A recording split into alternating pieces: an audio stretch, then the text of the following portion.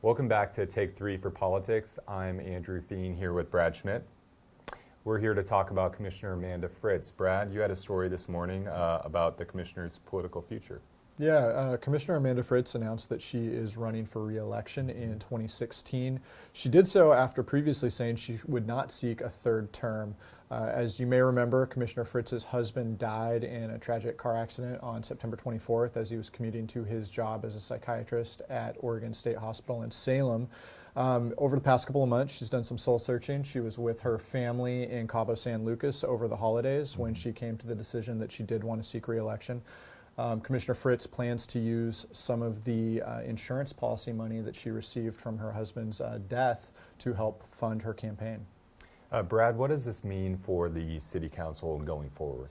Well, generally, there's nothing more valuable than an open city council seat. And so a lot of people had been talking about what's going to happen in 2016, who's going to run for Fritz's seat. Now that's pretty much off the table. No city councilor or mayor who has sought re-election has lost since 1992.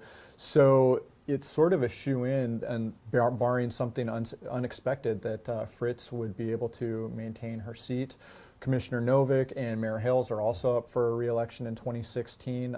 They've got a street fee situation they need to deal with, but it seems as though 2016 might be rather uneventful. So Commissioner Fritz has been around in Portland political circles for a while. She was a community activist prior to her being elected to 2 terms. How has she evolved since you've covered her as a politician?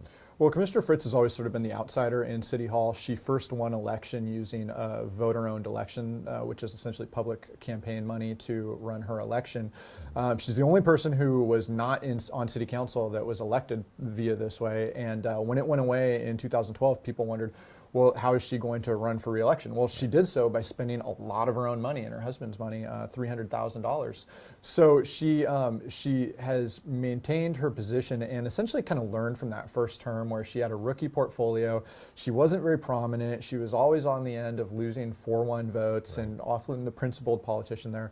Now she's got a sick leave ordinance under her belt. She's pushing for smarter financial policies. She's got the Bureau of Development Services and Parks. She just got a parks bond passed. So she's sort of coming into her own right now, and it'll be interesting to see if she is able to maintain that momentum going forward. You obviously reported on East Portland Parks. That was another issue that Commissioner Fritz is very connected to in the last year or so. Anything else that we should look forward to in terms of her priorities? Well, she said she wants to continue working on the Department of Justice settlement. She's a former psychiatric nurse, so she's very interested in helping the mentally ill. She does want to push through and finalize sort of where the money is going to go from that $68 million parks bond.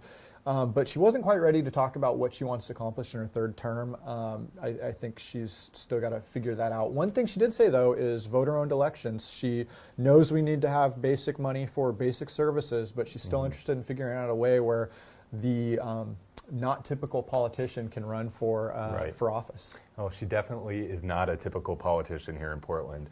Make sure to read Brad's story on OregonLive.com/politics and come back to Oregon Live again later in the week for another Take 3 on Friday.